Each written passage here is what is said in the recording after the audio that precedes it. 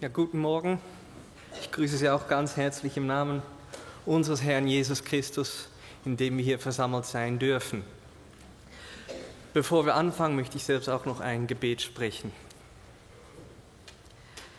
Ja, Vater im Himmel, in Jesu Namen kommen wir jetzt vor deinem Thron und ich danke dir für die Freimütigkeit, die wir haben dürfen, und ich bitte dich auch durch deinen Geist, gib du Gnade, dass wirklich allein und einzig und allein dein Name heute verherrlicht wird, Herr, dass du groß gemacht wirst, Herr, und dass du auch durch dein Wort zu unseren Herzen sprechen kannst, und hilf auch mir, dass ich wirklich nur das weitergebe, was auch deinem Wort entspricht, Herr, und ja, öffne unsere Augen für die Wunder in deinem Gesetz. Ich danke dir dafür. Amen. Ja, vorher noch ein paar Informationen sozusagen. Ich hatte einiges vorbereitet und habe dann gemerkt, das wird ein bisschen viel. Und dieses Mal bin ich zur Besinnung gekommen und habe was gestrichen. Ein Teil, nämlich Gottes Gerechtigkeit im Leiden seiner Kinder, wird in der Gebetsstunde dann behandelt. Dann ist auch Abendmahl, vielleicht passt das auch thematisch ganz gut. Der Hans-Jörg hat ja den Text gelesen, aus dem wir teilweise Gottes Wort betrachten. Und dort sagt ja der Paulus, dass die Leiden und Verfolgungen der Christen ein Zeichen des gerechten Gerichts Gottes sind. Und da können wir uns ja fragen, ja, wieso werden wir denn noch gestraft auf Erden, oder was heißt das? Das also am Donnerstag. Darum werde ich mich heute nur auf einen Punkt konzentrieren, und der Punkt ist nicht ganz so angenehm, um es mal so zu sagen. Und darum möchte ich schon mal vorab etwas sagen, was eigentlich logisch ist, aber dass wir es vielleicht jetzt noch einmal so richtig auf unsere Herzen schreiben. Im Gottesdienst geht es um Gott. Also nicht um uns, sondern um Gott. Also denken Sie immer bei allem, was Sie heute Morgen hören, bevor Sie Beschwerde einlegen, ist es das, was das Wort sagt oder nicht? Und wie sieht es denn aus, wenn man es aus Gottes Perspektive geht? Und das Einzige, was ich also heute Morgen versuche zu erreichen, ist, uns zur Anbetung Gottes zu führen, und mehr Anwendungen habe ich heute eigentlich auch nicht. Also wie Sie die Woche gut überstehen können, werde ich Ihnen heute Morgen in dem Sinne nicht sagen. Es geht um Gottes Wesen und seine Gerechtigkeit. Ja, unser Gott, er ist ohne Anfang und Ende. Auch wenn wir Abermilliarden Jahre und Lichtjahre zurückgehen würden, theoretisch, Gott wäre immer noch da. Gott ist da. Und er ist ja da in einer, wie wir es glauben, ewigen Dreieinheit. Gott besteht aus einer innigen Gemeinschaft dreier Personen: Vater, Sohn und Heiliger Geist. In Liebe sind sie miteinander verbunden. Dieser Gott hat nichts und niemand nötig, um noch glücklicher zu werden, als er ist. Er ist der allein Glückselige. Vater und Sohn führen durch den Geist eine innige, erfüllende, frohe, glücklich machende Beziehung, wie wir sie niemals erreichen oder auch so richtig nachvollziehen könnten. Es ist die tiefste Freundschafts- und Familienbeziehung, die es überhaupt nur geben kann, in dem dreieinen Gott, den wir anbeten. Und dann beschließt dieser allmächtige, ewig liebende Gott, diese Dreieinheit, ein materielles Universum zu erschaffen. Und was jetzt folgt, ist jetzt nicht zwingend chronologisch, sondern entspricht eher einer bestimmten Logik, der ich folge, so ähnlich dem Schöpfungsbericht in 1. Mose 2. Also kommen Sie nicht nachher, ja, die Schöpfungsordnung ist andersherum, es ist eine bestimmte Logik, die jetzt kommt. Also, dieser Gott beschließt, ein Universum, ein materielles Universum zu erschaffen. Dieser allein glückselige Gott.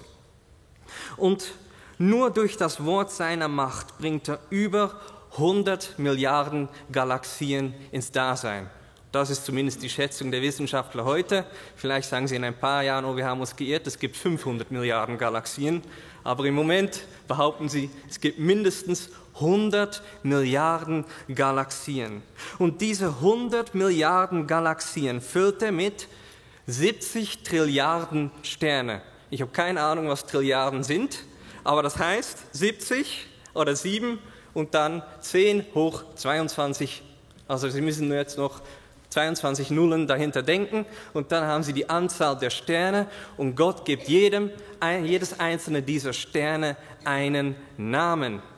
Nun, ich kann nicht mal alle Namen der Gemeinde mir merken und er kennt unsere Namen und die aller Sterne noch dazu. Der größte dieser Sterne hat einen Durchmesser von nahezu 3 Milliarden Kilometer. Und das ist auch nun wieder der Stern, der uns Menschen bekannt ist. Und all das trägt dieser Gott ohne jegliche Probleme, nur weil er, der Dreieine, es durch sein Wort ins Dasein gerufen hat. Die kleinste Galaxie füllte man soeben mit 10 Millionen Sterne, einer anderen Galaxie gibt er 300 Milliarden Sterne. Eine Galaxie von 100 Milliarden und diese eine Galaxie von 100 Milliarden hat 300 Milliarden Sterne. Und in dieser Galaxie setzt er einen klitzekleinen Planeten mit immerhin 12.700 Kilometer Durchmesser. Der Planet ist uns recht bekannt, es ist die Erde. Diesen Planeten füllt er mit Wasser, Vegetation und Lebewesen. Er macht diesen einen kleinen Planeten so prächtig, so abwechslungsreich, dass seine Bewohner, die Bewohner der Erde, ihre Tiefen, Reichtümer und Schönheiten niemals völlig werden erfassen können. Er setzt Naturgesetze ein und setzt Sonne und Mond an genau der richtigen Stelle, damit dieser Planet auch genau richtig lebt und dreht und funktioniert. Und dann erschafft der Dreieine die Krone seiner gigantischen Schöpfung, den klitzekleinen Menschen. Als denkendes, freies, kreatives, verantwortliches, fühlendes, bewusstes und zur Liebe fähiges Wesen in seinem Bilde. Warum? Warum tut er das? Er ist doch völlig glückselig in sich allein. Er könnte ja nochmal 100 Milliarden Sterne schaffen. Nein, der Dreieine will mit diesem Geschöpf auf diesem kleinen Planeten unter den 100 Milliarden Galaxien und den 70 Trilliarden Sterne eine Liebes- und Freundschaftsbeziehung eingehen. Wie er es selbst als Dreieiner in sich selbst zwischen Vater und Sohn durch den Geist genießt. Diese Glückseligkeit, die er hat, will er mit seinen Geschöpfen teilen. Er will, dass seine Geschöpfe dieses grenzenlose Glück erfahren, was ihm eigen ist. Er will seine Güte, er will seine Liebe, er will seine Freundlichkeit mit anderen teilen. Und diesen Menschen gibt er die Herrschaft über diese wunderbar geschaffene Erde. Doch was tut dieser Mensch? Was tut der Mensch? Angestachelt von einem gefallenen Engel stellt er ausgerechnet das Wort, ausgerechnet dieses Gottes, der ja alles, das ganze Universum, das ganze bekannte Universum und noch darüber hinaus durch das Wort seiner Macht trägt. Dieses Wort wird vom Menschen in Frage gestellt.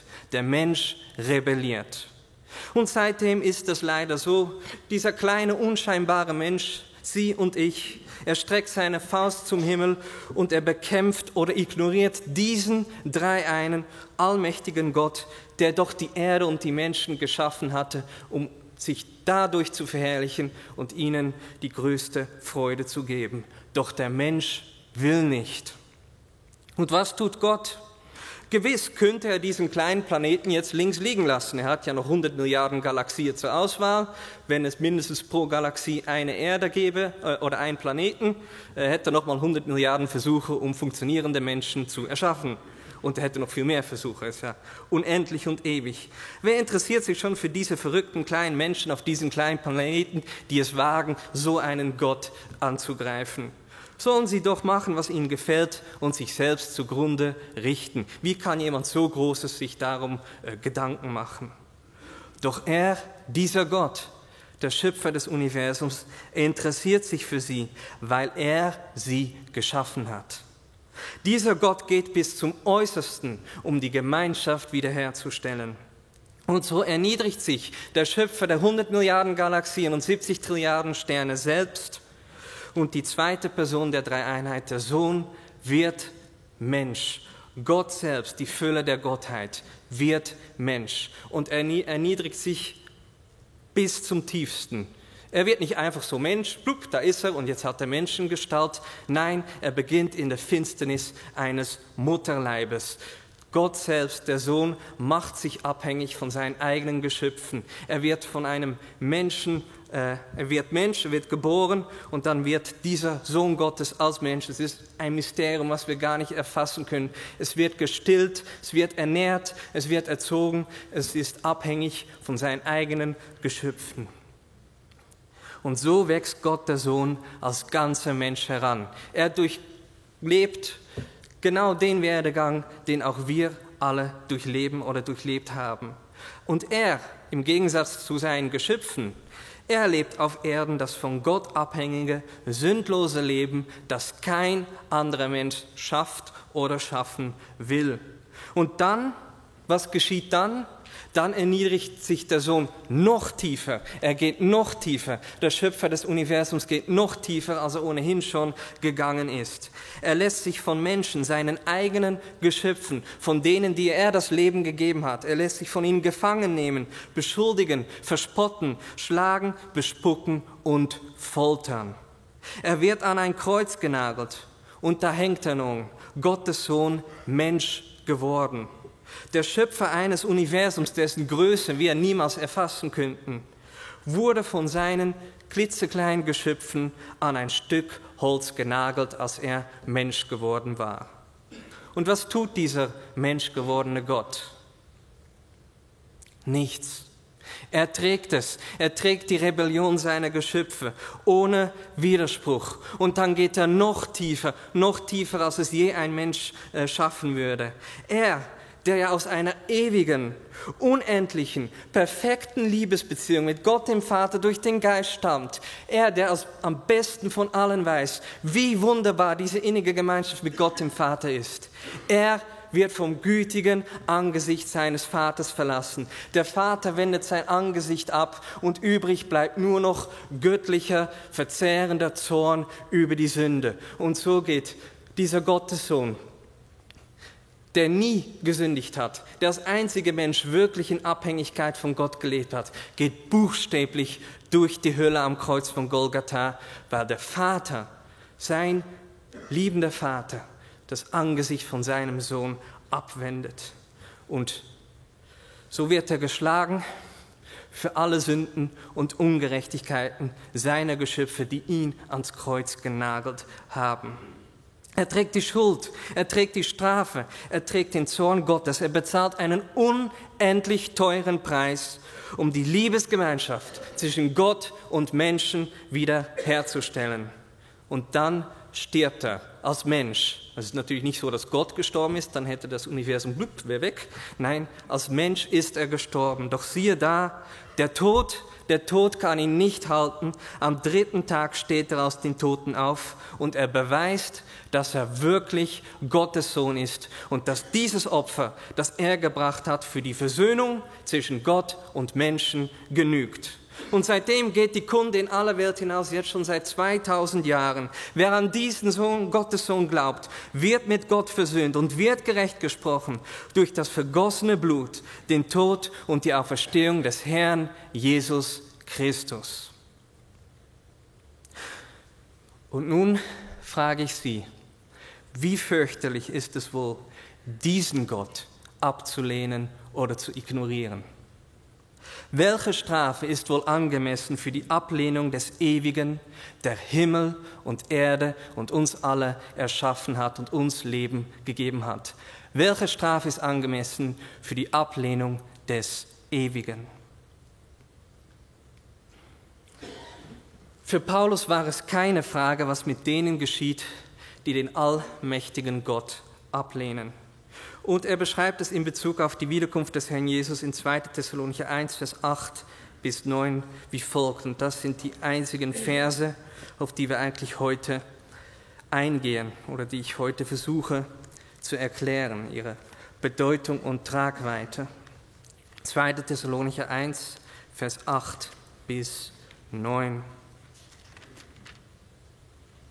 Wenn der Herr kommt, in flammendem Feuer, wenn er Vergeltung gibt denen, die Gott nicht kennen oder nicht anerkennen, wie es in der Übersetzung heißt von Hans-Jürg, und denen, die dem Evangelium unseres Herrn Jesus Christus nicht gehorchen, die Strafe erleiden werden, ewiges Verderben vom Angesicht des Herrn und von der Herrlichkeit seiner Stärke.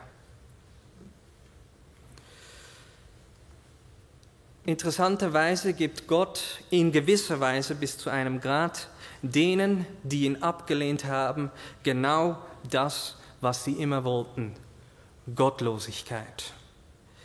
Genau gesagt tut er Gott die Bestraften nämlich weg vom Angesicht des Herrn und von der Herrlichkeit seiner Stärke. Wie bei Christus am Kreuz, so ist es im ewigen Verderben. Der Vater wendet sein gütiges Angesicht der Herrlichkeit ab vom Mensch, der sich Zeit seines Lebens von ihm abgewendet hat. Am Ende der Zeit, wenn alle Menschen auferstehen und nach ihren Werken beurteilt werden, wird Gott die vielen, die nichts mit ihm zu tun haben wollen oder wollten, in die ewige Abscheu schicken, wie es der Prophet Daniel in Daniel 12, Vers 2 sagt. Oder wie es Jesus Christus ausdrückt, ausgerechnet der Maßstab für die Liebe ist, hat die schrecklichsten Formulierungen verwendet, wenn es um Verdammnis ging. Er sagt in Matthäus 25, Vers 41, in Bezug auf das Völkergericht, Matthäus 25, Vers 41, geht von mir, also weg von mir, Verfluchte, in das ewige Feuer, das dem Teufel und seinen Engeln bereitet ist. Der Mensch wurde für das Paradies und die ewige Gemeinschaft mit Gott geschaffen. Das ewige Verderben ist eigentlich gar kein für Menschen gedachter Ort, weil es ein Platz der Bestrafung für die gefallenen Engel, für die Dämonen und der Satan ist. Und das macht eben auch genau die Qual der Hölle, wie wir es umgangssprachlich sagen, der Verdammnis aus. Viele Ausleger meinen, dass Begriffe wie äußerste Finsternis oder Feuersee oder See, der mit Schwefel und Feuer brennt und so weiter, Bilder für diese Realität der Gottesferne sind. Und dieser Umstand könnte vielleicht den einen oder anderen erleichtert aufatmen lassen. Naja, ich will ja sowieso nichts mit diesem Gott zu tun haben, umso besser, wenn ich von ihm getrennt bin. Aber das ist ein sehr, sehr fataler Trugschluss. Wenn die in den Evangelien oder in der Offenbarung verwendeten Worte wirklich Bilder sind, dann sind sie nicht schlimmer als die Realität. Ein Bild weist ja auf etwas hin, was man nicht richtig beschreiben kann. Also wenn das nur Bilder sind, dann ist es noch schlimmer als die Bilder. Wir haben keine Ahnung, was es bedeutet, wenn Gott sein gütiges Angesicht von den Menschen abwendet. Jesus Christus erfuhr es eine Zeit lang am Kreuz. Er erlebte, wie ich sagte, buchstäblich, also wirklich im wahrsten Sinne des Wortes, die Hölle auf Erden, als sein Vater ihn verließ und nur noch göttlicher Zorn über die Sünde übrig blieb.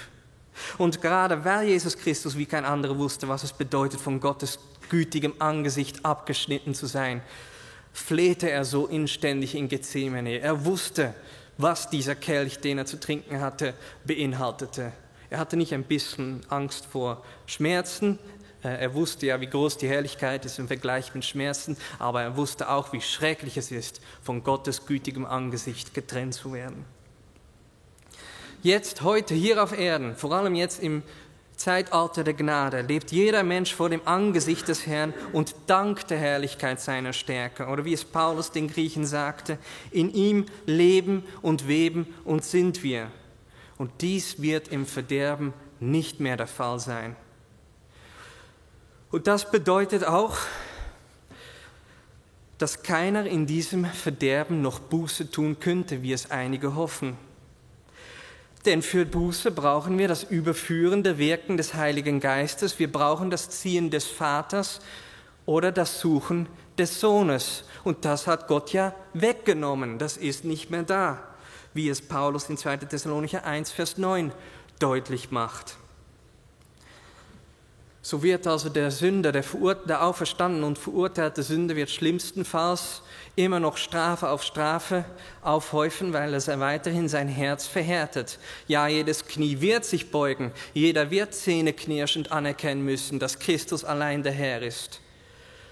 Aber das gütige Angesicht Gottes ist weg, Sie werden nicht mehr Buße tun können. Hier auf Erden geht es, der Geist wirkt und er wirkt immer wieder. Aber es gibt einmal ein zu spät. Und dann ist es auch, wie in Römer 2, Vers 4 bis 5 deutlich gemacht wird, Römer 2, Vers 4 bis 5. Wenn wir Gottes Güte zur Buße jetzt ablehnen, dann bleibt nur noch Zorn übrig.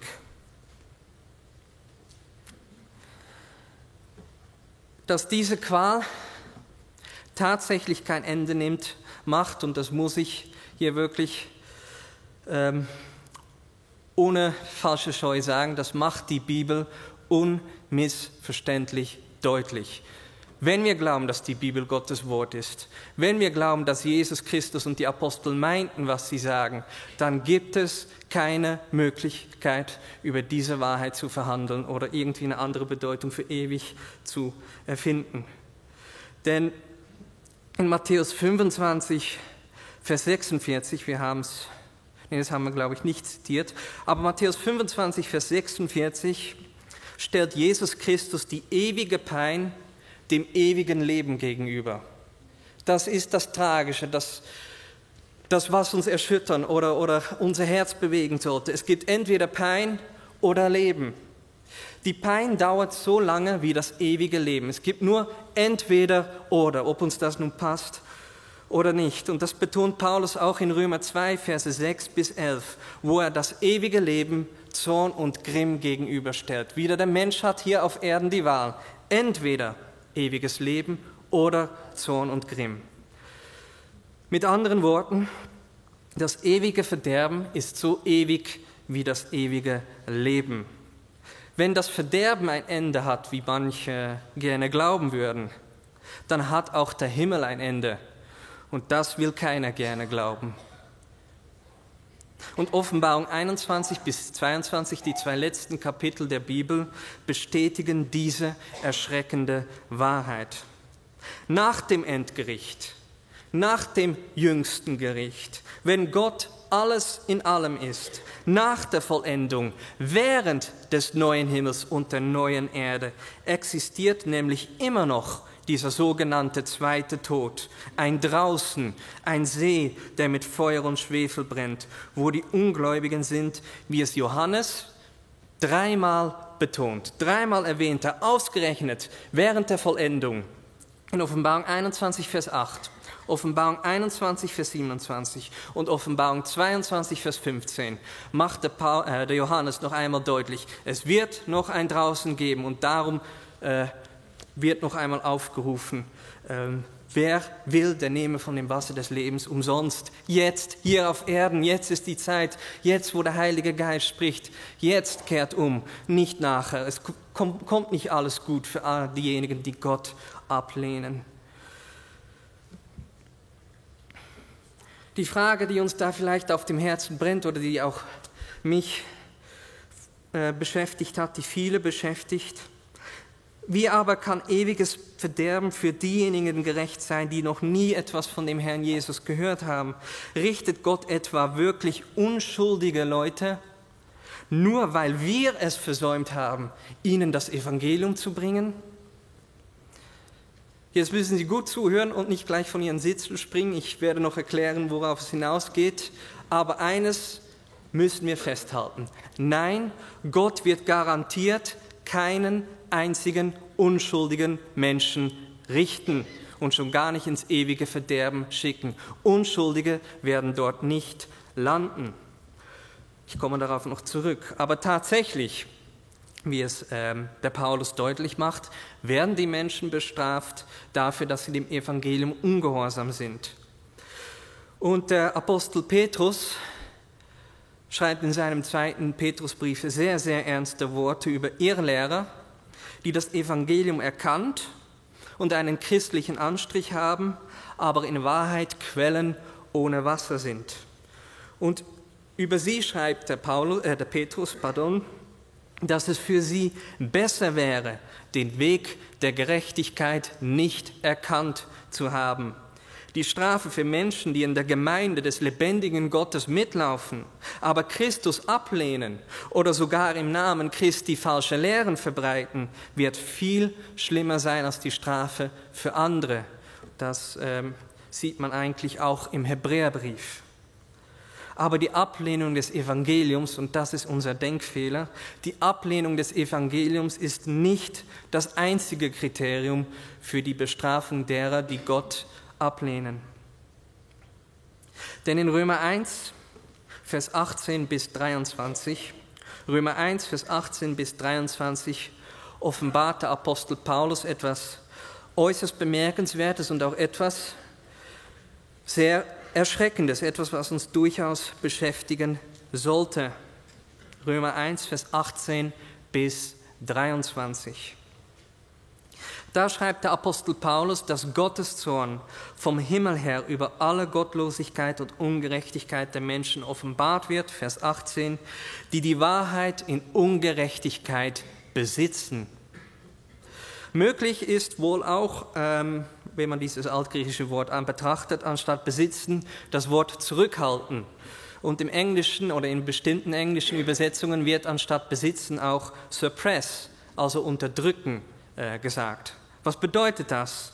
Das bedeutet, laut Paulus, also schreibt Paulus, das sage ich jetzt nicht einfach so, laut Paulus, die Menschen kennen die Wahrheit über den einen wahren Gott, der zornig über ihre Gottlosigkeit und Ungerechtigkeit ist. Sie besitzen die Wahrheit, aber sie unterdrücken diese Wahrheit, obwohl, Vers 19, das von Gott Erkennbare unter ihnen offenbar ist. Denn Gott hat es ihnen offenbart.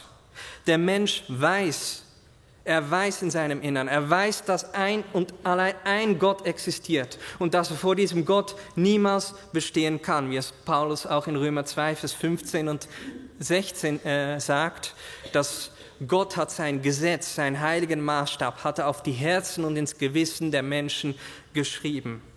Und dann weist Paulus in Römer 1, Vers 20 darauf hin, dass jeder diesen Gott und seine ewige Kraft in der Schöpfung erkennen kann. Wieso kämpft die Welt so für die Evolutionstheorie? Damit dieses Wort nicht mehr wahr sein kann. Aber jeder kann ihn in der Schöpfung erkennen. Der Prediger formuliert es so: Alles hat er schön gemacht zu seiner Zeit und auch hat er die Ewigkeit in ihr Herz gelegt. Darum ist, wie es Paulus in Römer 1, Vers 20 sagt, darum ist jeder Mensch, ob er im Busch oder in Europa wohnt, ohne Entschuldigung. Doch, was tun die Menschen mit diesem Wissen? Römer 1, Vers 23. Doch die Menschen haben die Herrlichkeit des unverweslichen Gottes verwandelt in das Gleichnis eines Bildes von einem verweslichen Menschen und von Vögeln und von vierfüßigen und kriechenden Tieren. Der Mensch könnte durch die Schöpfung und das Wissen in seinem Herzen durchaus erkennen, dass es einen Wahren gibt und er könnte ihn suchen, aber er tut es nicht. Und der Apostel Paulus bezog sich in einer Evangelisation in Athen sogar ausdrücklich auf das Wissen der Griechen um den einen wahren Gott, dem sie den Altar dem unbekannten Gott gewidmet hatte. Mehr über diesen Altar berichtet irgendein griechischer Philosophiehistoriker. Diogenes Laertios heißt er, stammt aus dem 3. Jahrhundert, ist wirklich eine sehr, sehr interessante Geschichte. Nur der Zeit halber kann ich jetzt darauf nicht eingehen. Aber jedenfalls erklärte Paulus, bezugnehmend auf diesen Altar, erklärte Folgendes. Und er, Gott, hat aus einem Blut jede Nation der Menschen gemacht, damit sie auf dem ganzen Erdboden wohnen, und hat festgesetzte Zeiten und die Grenzen ihrer Wohnung bestimmt, damit sie Gott suchen, ob sie ihn wohl ertasten und finden möchten, obgleich er nicht fern ist von einem jeden von uns. Und an anderer Stelle, in Lystra, sagte Paulus, dass Gott sich doch nicht unbezeugt gelassen hat, indem er Gutes tat und euch vom Himmel Regen und fruchtbare Zeiten gab und eure Herzen mit Speise und Fröhlichkeit erfüllte. Mit anderen Worten und wieder in Bezug auf das, was Paulus in Römer 1, Vers 18 bis 23 offenbart. Die Menschen kennen die Wahrheit über den einen wahren Gott, dass ein Gott existiert und dass er zornig ist über ihre Gottlosigkeit und Ungerechtigkeit, aber anstatt dass sie ihn suchen, unterdrücken viele diese Wahrheit. Sie unterdrücken die Wahrheit und hoch kommt das Bild von einem Gott oder von Göttern, die menschlichen Vorstellungen entspringen. Ich lese gerade ein Buch, das mir eine liebe Schwester aus der Gemeinde ausgeliehen hat, Ewigkeit in ihren Herzen von Don Richardson. Und es ist sehr interessant, was, wie heißen diese Leute? Ethnologen herausgefunden haben. Und das mögen die Atheisten und Evolutionstheoretiker gar nicht, dass in nahezu jeder Kultur ist irgendwo das Wissen um ein sogenannter Himmelsgott, wie es dann abfällig genannt wird, existiert. Dieses Wissen existiert, das ist zwar unterdrückt bei vielen, sogar in den sogenannten animistischen Geister- und Dämonenkulturen. Das Wissen ist da im Menschen und jemand sagte mir auch einmal, der Mensch weiß, dass er auf die Verdammnis zusteuert, er weiß, dass er nicht vor Gott bestehen kann. Alles, was der Mensch braucht, ist das Evangelium und ausgerechnet wir Christen tun so, als ob Gott doch nicht ganz so heilig und gerecht ist, wie es die Bibel offenbart. Und so bedeutet Gottes Zorn in diesem Kontext, dass der Hochheilige sich weigert, das Böse zu dulden oder bei der Gottlosigkeit und Ungerechtigkeit der Menschen auch nur ein Auge zuzudrücken. Gottes Zorn ist kein cholerischer Ausbruch wie bei uns oder wie bei mir oder bei Ihnen, sondern Gottes Zorn ist seine unveränderliche Ablehnung gegenüber aller Ungerechtigkeit, aller Bosheit und aller Unheiligkeit.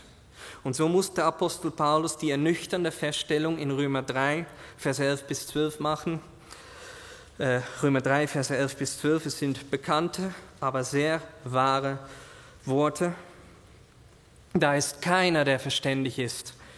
Da ist keiner, der Gott sucht. Alle sind abgewichen, sie sind allesamt untauglich geworden. Da ist keiner, der Gutes tut, auch nicht einer. Und das ist das Tragische, das Schlimme. Es gibt keine Unschuldigen. Keiner wird vor Gottes Thron sagen können, wieso verdammst du mich? Ich war doch so ein guter und toller Mensch.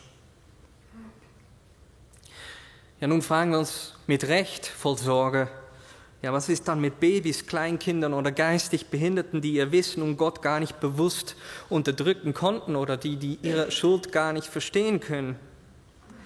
Wie gesagt, Gott ist gerecht. Juristisch formuliert, Gott zieht nur die Schuldfähigen zur Verantwortung. Zur Frage, kommen Kinder in die Hölle, werden sie mehr im September erfahren. Mehr darf ich aber auch nicht verraten. Aber ich selbst kann jetzt schon mal sagen, die Menschen, die vor Gottes Thron erscheinen und nach ihren Werken gerichtet werden, sind auch Menschen, die ihre Schuld einsehen können. Es sind Menschen, die tatsächlich nach ihren Werken beurteilt werden können und die darüber Rechenschaft ablegen können, was sie mit ihrem Wissen über den ewigen Gott, der sie richten wird, gemacht haben. Und wer das alles ist, weiß der allwissende Gott selbst am besten. Also er wird nicht abgetriebene Säuglinge zur Rechenschaft ziehen oder vor seinem Thron zitieren. Es werden Menschen sein, die genau wissen, dass sie Sünder sind. Und die Rechtmäßigkeit dieses für uns wirklich mit Recht schrecklich klingenden ewigen Verderbens wiederum findet sich in der Heiligkeit Gottes, wie wir, glaube ich, vor 3 oder 2 Wochen gesehen haben, wo ich eben über die Heiligkeit Gottes gesprochen habe. Und darum ist dieses Thema so wichtig, auch heute noch. Und wer es nicht wahrhaben will oder nicht wahrnimmt, Gott ist immer noch heilig, nur jetzt ist die Gnade erschienen. Die Gnade ist eine Person, Christus, aber die Gnade eines heiligen Gottes ist erschienen. Gott ist immer noch heilig. Oder wie es der R.C. Sproul einmal sagte, Sünde ist kosmischer Verrat. Wissen wir wirklich, haben wir wirklich eine Ahnung, wie schlimm es ist, gegen den Schöpfer zu sündigen, gegen ihn zu rebellieren oder ihn zu ignorieren oder zu verachten? Gott wird denen vergelten, die ihn abgelehnt haben, ihn ignoriert haben, über ihn gespottet haben, ihn durch Götzen ausgetauscht haben, seine Gesetze verachtet haben und Unrecht gegen seine Geschöpfe getan haben. Und das ist etwas, ich weiß es über mich und ich mutmaße mal, dass es auf Sie auch zutrifft, etwas, worüber wir so wenig nachdenken. Das ewige Verderben richtet sich letztendlich nicht nach der Endlichkeit des Sünders, sondern nach der Unendlichkeit dessen, gegen den gesündigt wurde. Jemand brachte mal einen Vergleich. Es ist sehr profan, aber es kann uns vielleicht helfen, das zu verstehen. Wenn ich einem kleinen Kind einen Keks stehle, dann fängt das Kind wahrscheinlich an zu schreien, aber sonst passiert nichts. Wenn ich einem hungrigen Bären einen Keks stehle, dann sollte ich besser darauf achten, dass ich schneller als der Bär bin. Also, wie schlimm ist es wohl, Gott der Ehre zu berauben, dem Ewigen? Es ist viel, viel schlimmer, als wir uns das ausmalen und vorstellen. Ja, die Wahrheit über das ewige Verderben, wir hören es nicht gerne. Aber für Paulus war es ziemlich selbstverständlich. Er gebrauchte es sogar in 2. Thessalonicher 1, Vers 5 bis 10, um verfolgte Christen zu trösten. Er sagt ihnen, keine Angst, Gott wird gerecht richten und er wird denen vergelten, die jetzt Gott ablehnen und dem Evangelium ungehorsam sind. Müssen Sie sich mal vorstellen, der Paulus gebraucht diese Wahrheit als Trost. Paulus wusste, dass Gott heilig und gerecht ist. Die Erlösung ist viel größer, viel herrlicher, viel majestätischer, als wir denken. Am Kreuz hat Gott seine Gerechtigkeit ja nicht beiseite geschoben, wie ich in der ersten Botschaft, die ich hier gehalten habe, versucht habe zu erklären. Er hat sie ja vollständig erfüllt. Und darum schmälen wir die Größe des Opfers Jesu erheblich, wenn wir uns weigern anzuerkennen, dass die Ablehnung Gottes, die Ablehnung des Ewigen, auch ewiges Verderben nach sich zieht. Wir schmälern das Opfer, das Jesus gebracht hat, weil wir sagen, nee, am Ende wird alles wieder gut. Und es geht einfach nicht. Der Sohn Gottes ging wirklich durch die Hölle, um uns zur Herrlichkeit Gottes zu führen. Wissen wir wirklich, was er durchgemacht hat am Kreuz? Und wenn wir verstehen, wie schrecklich unsere Sündhaftigkeit im Blick auf seine Heiligkeit ist, dann verstehen wir auch, wie herrlich, wie kostbar, wie unglaublich das Erlösungswerk ist. Ja, wie groß Gottes Gnade und Liebe wirklich ist. Christus erfüllte alle Gerechtigkeit Gottes für uns, und zwar auf eine Weise, wie wir es niemals, auch nicht im ewigen Verderben, jemals abbezahlen könnten.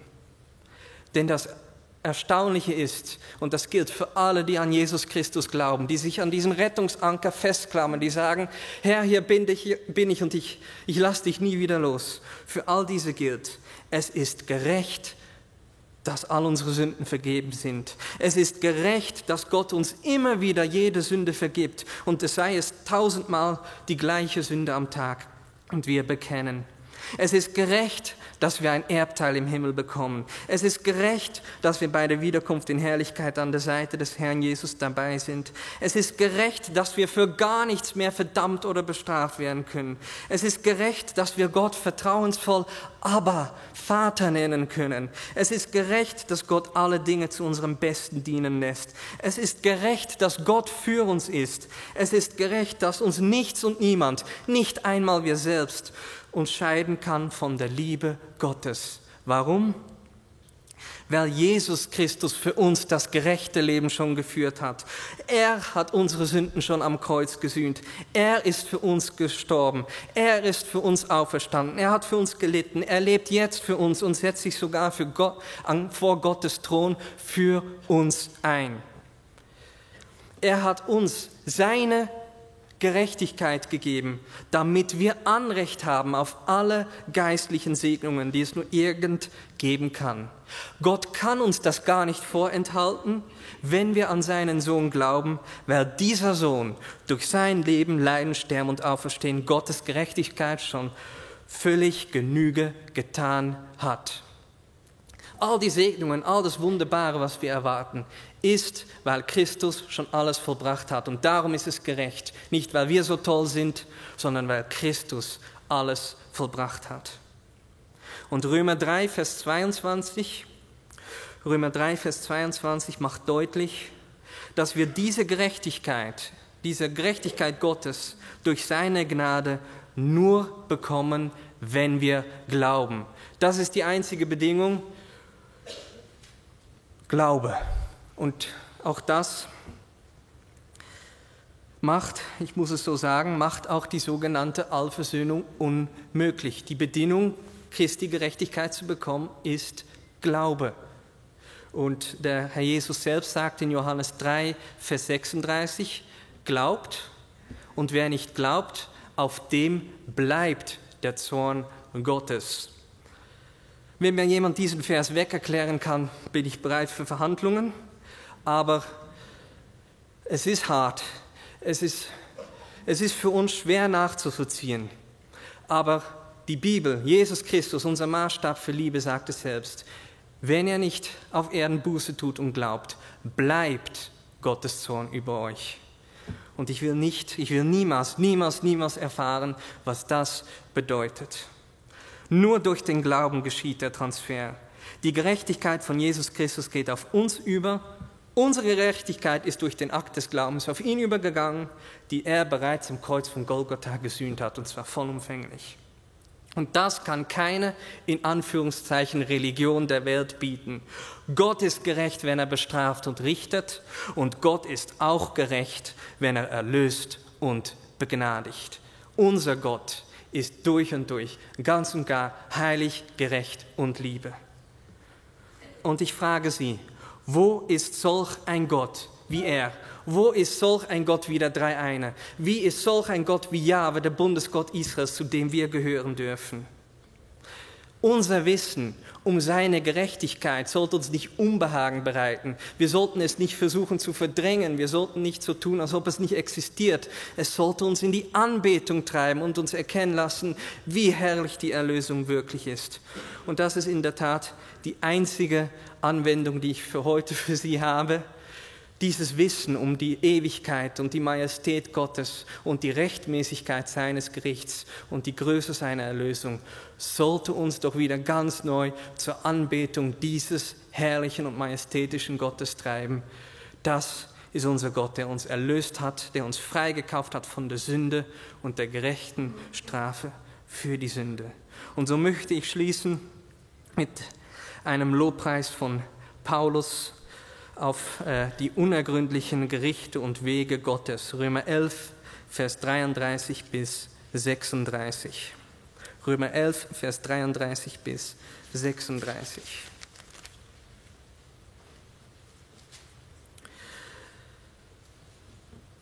O Tiefe des Reichtums, sowohl der Weisheit als auch der Erkenntnis Gottes, wie unerforschlich sind seine Gerichte und unergründlich seine Wege. Denn wer hat den Sinn des Herrn erkannt? Oder wer ist sein Mitberater gewesen? Oder wer hat ihm zuvor gegeben und es wird ihm vergolten werden? Denn von ihm und durch ihn und für ihn sind alle Dinge. Ihm sei die Herrlichkeit in Ewigkeit. Amen. Ich möchte noch ein Gebet sprechen.